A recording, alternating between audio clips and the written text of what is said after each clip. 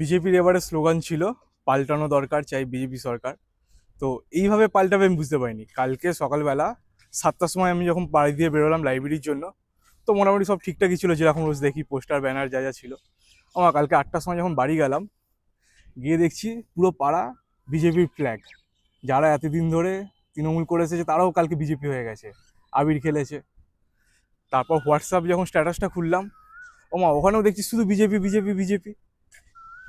এই দেখে তো মনে হচ্ছে যে ধুরন্ধর দেখেছিলাম, মনে হলো যে সব কটা গলিতে একটা করে, এবারে ঘরে ঘরে একটা করে হামজা আছে। আর প্রত্যেকটা পার্টি অফিসে আমাদের আছে জামিল মামু। তো এইভাবে তো নিজের মানে ভালোবাসার মানুষটাকেও বদলাতে দেখিনি এত তাড়াতাড়ি। তো যত তাড়াতাড়ি দলটাকে এইভাবে বদলাতে দেখলাম, তো বেশ ভালোও লাগছে একটা দিক থেকে, যে এরকম একটা জিনিস দেখছি। 2011-তে যখন পরিবর্তন এসেছে তখন দেখতে পাইনি, কারণ অনেক ছোট ছিলাম, তখন জানতাম না, হয়তো 4-5-এ পড়তাম। তো কি আর বলবো, এবার আশা করি যে আমাদের অ্যাসপিরেন্টদের কথা ভেবে যেন সরকার এক্সামগুলো নেয়।